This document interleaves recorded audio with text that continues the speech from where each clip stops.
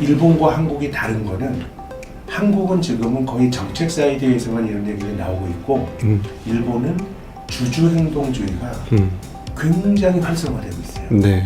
금융시장에서 이런 파격이 나타날 수 있었던 건 아주 역설적으로 네. 일본이 철저하게 망가졌기 때문에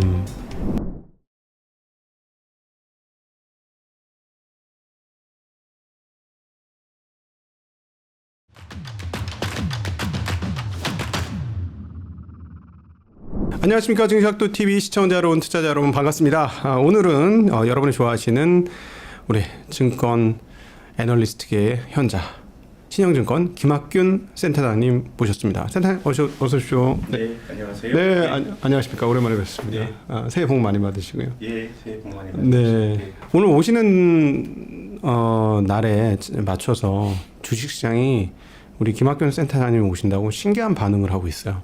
그러니까 이제 설날 직전인데 신기하게도 전통 주식이라고 표현될 수 있는 아주 오래된, 그래서 장부 가치가 차고 넘치고 성장성은 별로 보이지 않는 그런 기업들. 그러니까 대표적으로 뭐 SK라든가 한화라든가 LG라든가 하는 지주회사들과 그다음에 일부 금융회사들, 그다음 주주환원이 좀 잘 되고 있는 회사들이 주가가 시장에서 가장 높게 상승하고 있습니다. 네, 네, 네. 네, 해안을 좀 주셨으면 좋겠습니다. 싼 주식들이 올라가는 거니까. 네. 뭐 그동안 또 이런 주식들이 수년 동안 아주 처참하게 소외가 됐기 때문에 네, 뭐 지금 정도 주가가 올라간다 그래서 뭐 이상한 일은 아닌 것 같습니다. 네, 다만 이제 그럼 이 주식들이 과거에 왜 쌌는지. 네, 뭐 어떻게 보면 장부 가치 대비 저평가됐다라고 하는 건 모두가 알고 있는 사실인데 모르는 이유는 뭔지, 네, 또 어떤 요인들이 좀 이제 개선이 돼야 이것이 큰 추세가 될 수 있을지 이런 말씀을 드리고 싶은데요. 일단 크게 보면은 일본에서 벌어지고 있는 일들을 네, 한국의 금융 관료들이나 금융 관료들이 좀 벤치마크를 하는 것 같아요. 네, 작년 4월달에 도쿄증권거래소가 PBR 1배 미만의 주식들에 대해서 네, 주가 보행 계획을 밝혀달라고 하는 우리 생각으로는 조금 이해가 안 되는 네, 그 조치가 나왔죠. 네, 증권거래소는 뭐 주식의 거래를 잘 체결시켜주면 되는 거지 네. 증권거래소가 왜 주가 보행 계획을 밝히느냐, 이게 사실은 우리의 감으로는 조금 뭐 자연스러운 일은 아니거든요. 네, 근데 지금 일본에서 이런 얘기들이 나오는 거는 좀 아주 네, 장기간에 걸쳐서 우리가 좀 봐야 된다고 보는데, 지금 한국 투자자들이 해외 주식 투자를 한 2020년부터 아주 본격적으로 열심히 하고 있는데 네, 중국은 계속해서 이제 돈이 빠져나오고 있고요. 거의 뭐 이제 미국에 몰입을 하다가 네, 작년에 미국 주식에 대해서 한국 개인 투자가들이 순매도를 했습니다. 주가 계속 빠지면서 10월까지 빠졌죠. 뭐 어쨌든 재작년 조정을 받고 작년에 이제 순매도를 했는데 작년에 일본은 순매수를 했어요. 네, 이제 우리 투자자들이 어떤 자산에 대해서 관심을 갖는 거는 실은 상당 부분 올라간 가격대에서 사람들이 관심을 가지게 되거든요. 네, 많이 그렇습니다, 진짜. 근데 우리 그 금융시장에서 일본에 대한 관심이 되기 시작하면 본격적으로는 제 생각에는 서너 달. 네, 길게 봐도 작년부터예요. 바닥에서 거의 한 3배 가까이 올랐죠, 주가가. 근데 이제 우리가 한국 시장이 굉장히 어렵기 때문에 우리가 해외에서 대안을 찾는 그런 네. 움직임도 있고, 또 한국 시장이 뭐 어려움 이거가 상관없이 이제 글로벌 투자로 분산하는 건 좀 굉장히 좋은 일이라고 보는데, 네, 일본의 니케이 225 지수와 코스피를 비교해 보면 전 일본은 2013년부터 경제가 바뀌었다고 보는데요. 아베가 들어와서 소위 아베노믹스라는 거를 이제 쓰기 시작한 게 2013년입니다. 네, 2013년부터 올해까지 12년 동안에 코스피가 니케이 225보다 좋았던 거는 3년밖에 없었어요. 9개년이 니케이가 좋았어요. 작년에 코스피가 한 18% 오를 때 니케이가 한 29% 올랐거든요. 네. 그러니까 우리의 관심은 최근 들어서 한국 시장의 부진과 맞물리면서 일본의 눈길을 돌리지만 네, 이미 일본 주식이 한국보다 성과가 좋았던 건 10년 정도의 일이고요. 일본 주가 상승은 저는 정책에 의존한 바가 매우 크다고 생각합니다. 네, 어떻게 보면 관제 자본주의 성격도 있죠. 네, 네, BOJ가 2013년부터 본격적으로 예. 돈을 풀고 음. 특히나 이제 돈을 풀면서 뭐 얌전하게 일본 정부의 국채만 사는 게 아니라 네. 일본의 주식을 사죠. ETF. 네. 이러면서 사실상 양적 완화를 넘어서는 질적 완화를 했고 네. 그래서 이제 아베가 출범한 이후에 아베가 이제 세 가지 화살이라고 하는 이제 정책을 아베노믹스를 구성하는 게 뭐 세 가지 화살 뭐 이런 얘기하죠. 네. 일단 중앙은행이 돈 많이 풀어라. 네. 두 번째는 정부는 재정 지출을 공격적으로 해라. 네. 이게 이제 공적 영역에서 하는 거고 세 번째는 구조 민간에서 구조 개혁을 해야 된다는 얘기인데 아베가 집권한 이후에 일본의 이토 교수라는 사람이 이제 세 번째 영역 민간의 어떤 구조 개혁을 위한 나름의 금융시장에서 할 수 있는 보고서가 나왔는데요. 이게 2014년 8월달에 나온 이토 리포트입니다. 네. 이토 리포트는 일종의 주주 행동주의를 통해서 일본 금융시장을 좀 바꿔보자라는 아이디어가 들어가 있는 거거든요. 네. 그러니까 어떤 의미냐면 일본이나 뭐 우리나라도 마찬가지라고 생각하는데 굉장히 그 고성장 국면을 아주 성공적으로 보내면서 나라에 축적되어 있는 고가의 부는 굉장히 많습니다. 네. 우리나라도 그런 나라에 속하고요. 뭐 가계금융자산 5천조 원 넘죠. 또 대외자산도 우리나라는 2013년부터 채무보다 채권이 많은 네. 채권국이 됐는데 일본도 그렇거든요.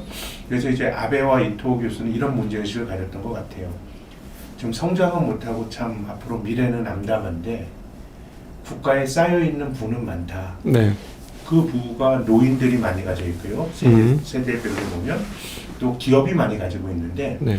이토 리포트는 기업이 가지고 있는 부를 한번 국민들에게 한번 돌려보고자 하는 하나의 어떤 아이디어였다고 생각합니다. 네.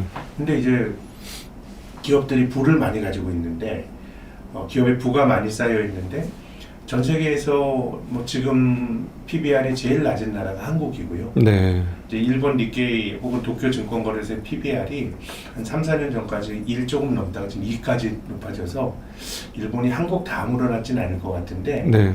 몇 년 전만 해도 일본 시장의 PBR이 낮은 축에 속했어요. 그렇죠. 한국이 제일 낮고 네. 그럼 PBR이 낮다는 의미는 뭘까요? PBR이라고 하는 거는 기업이 가지고 있는 자기 자본 그렇죠. 대비 시가총액이 낮은 겁니다. 그렇죠.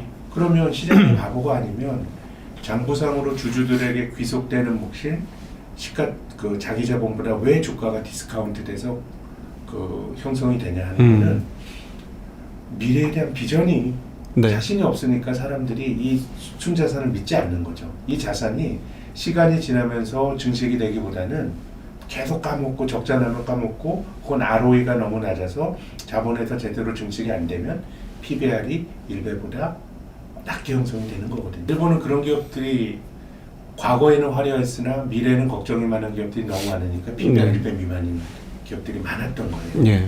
그래서 이거를 돌리는 방법은 야 너네가 능력 없는 기업들이 앞으로 비전을 제시 못하는 기업들이 부를 계속 가지고 있지 말고 그걸 한번 돌려라. 네. 주주들에게 배당을 주던가 아니면은 자사주 매입을 통해서 또 주주 환원을 하고 또 자사주 매입을 한다는 거는 자기 자본을 조금 줄이는 효과가 있거든요. 네. 그럼 ROE라고 하는 게 분자는 단기순이익이고 네. 분모는 자기 자본이 들어가는 건데 자본 효율성이 낮은 기업은 주주들에게 돈을 돌려줘서 자기 자본을 줄여야 돼요. 네. 분모를 줄임으로써 ROE가 높아질 수 있고 또 이건데 뭐 배당을 받을 일본 국민들은 그걸 소비하든가 네. 기업이 그냥 꼭 지고 있는 소비하든가 아니면 더 생산적인 기업에 투자를 할 수가 있는 거. 그렇죠.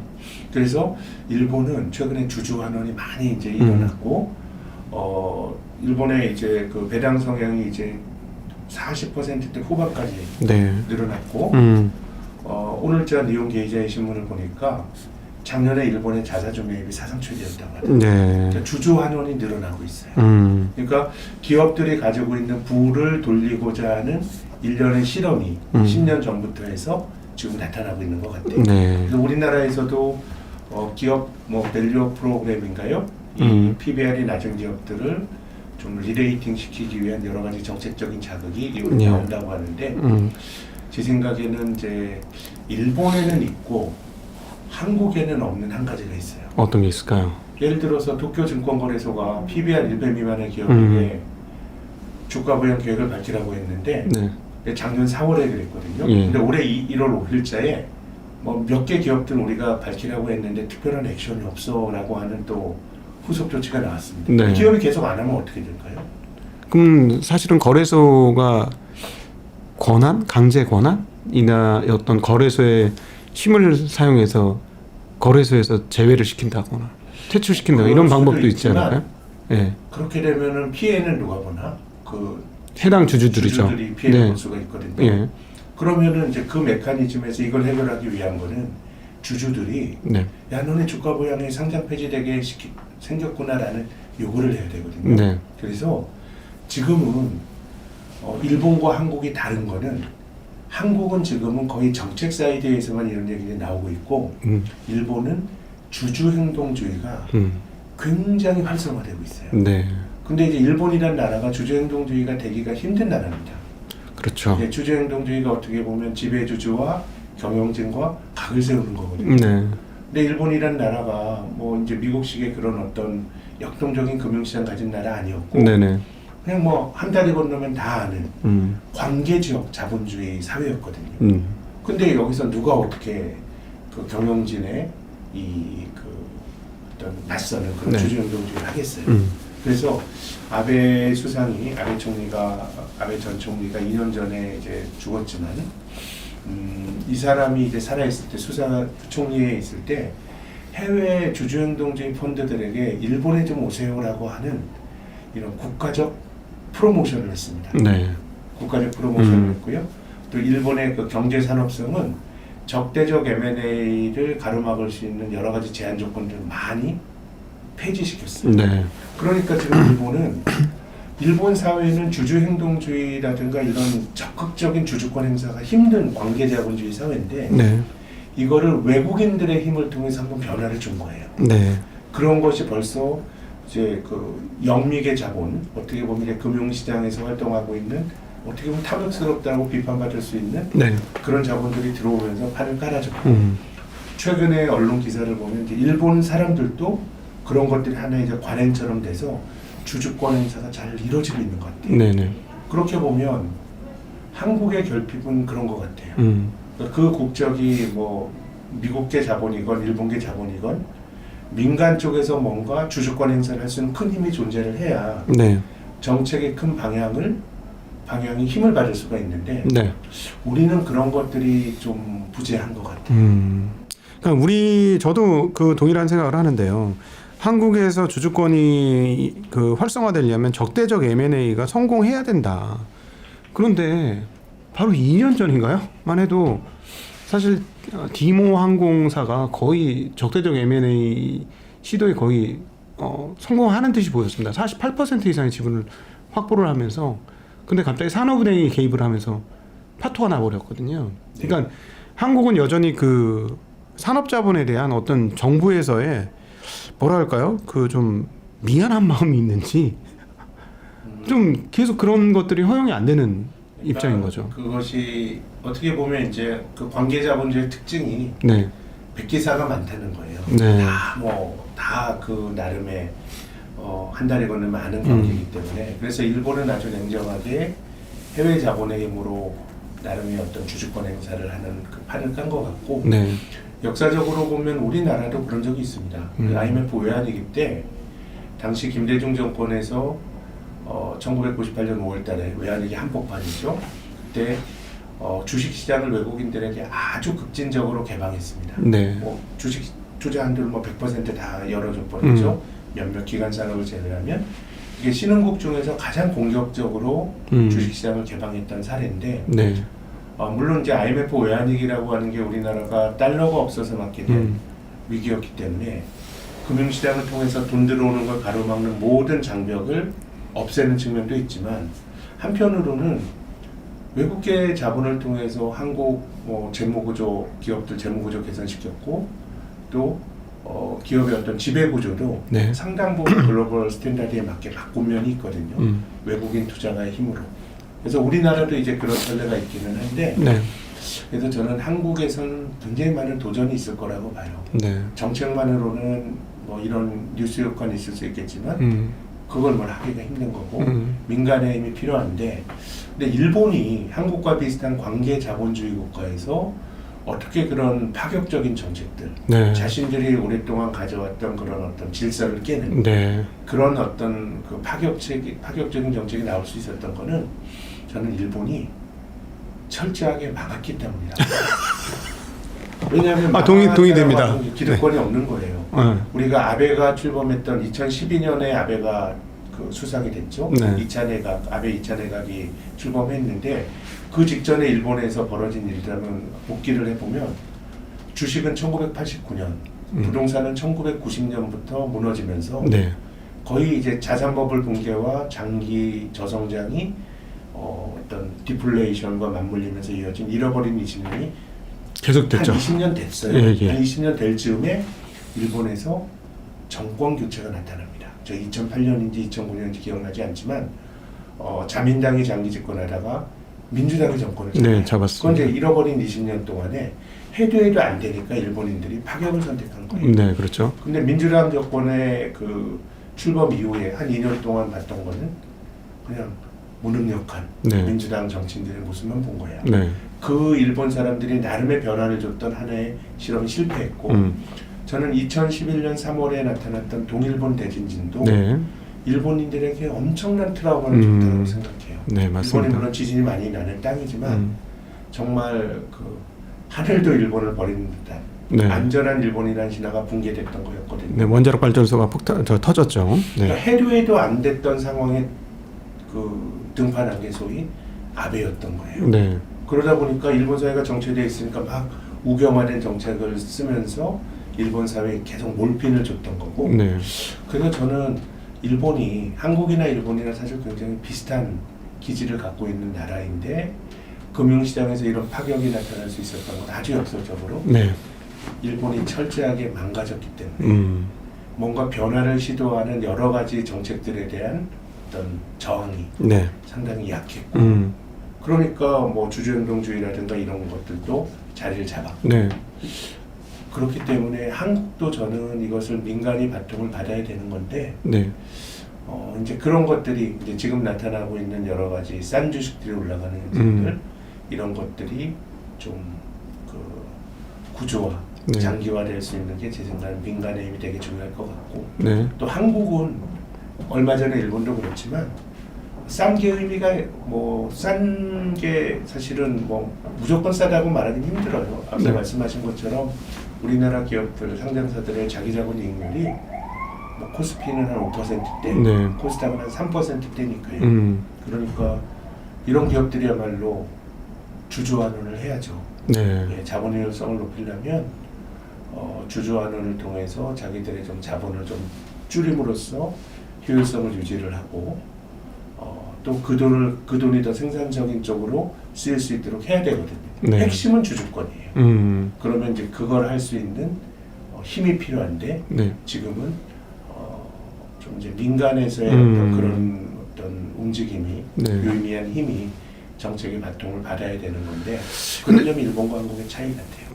최근에 그 민간 쪽에서의 변화들이 좀 빨라서 그 어떤 주주권의 강화도 일반 주주권, 소액 주주권의 강화도 그렇게 먼 시간 걸리지 않고 다가오지 않을까 하는 희망의 그 어떤 생각도 좀 하는데요. 제가 너무 과하게 희망의 생각일까요? 근데 저는 이제 금융시장에서의 주주권은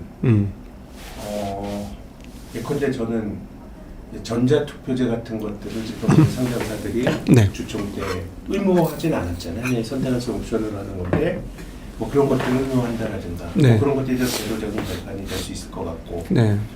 굉장히 논란은 많습니다만은 이제 상법에 네. 지금 이사회 이사회가 기업에 그 충실하도록 되어 있는데 이거를 이제 기업과 주주들의 비례적 이해 뭐 이런 뭐 충실하게 하도록 이렇게 한다 그러면 실은 이사회가 주가 떨어지는 의사결정을 하게 되면 이게 주주들에 대한 배임이 될 수도 있거든요. 그렇죠. 뭐 그런 것들이 하나의 변화일 것 같아요. 그래서 뭐 상법 개정 이런 것들은 굉장히 이제 논란이 많긴 한데, 근데 제가 작년에 그 도쿄에 가서 한국의 정경련 격인 일본의 게이달렌에 있는 분을 이제 만났는데 이 노신사분이 개탄을 하더라고요. 네. 야, 일본의 자본주의가 이 금융시장 때문에 망가진다. 금융 중심으로 넘어간다. 산업자본 중심에서. 그러니까 어떻게 보면 이제 호흡이 주식을 사고 파는 투자자들, 포트폴리오 투자자들은 속성 자체가 단기적일 수밖에 없어요. 네, 네. 이 주식을 내가 샀다가 주가 오르면 팔고 나오면 이제 그만인 거니까. 예컨대 삼성전자가 뭐 6만 원일 때 샀다가 8만 원에 팔고 나오는 사람들이 다수 포트폴리오 투자자들은 언제든지 주식을 사고 팔 수가 있으니까 네. 단기화될 수밖에 없으니까 네. 주주들의 이해관계가 장기적인 기업 가치 제고에 늘 합리적인 건 아니다라는 생각을 할 수가 있어요. 당연히 뭐 산업자본 입장에서는 당연히 그렇게 생각할 수밖에 그렇죠. 없다고 봅니다. 그러니까 이것이 네.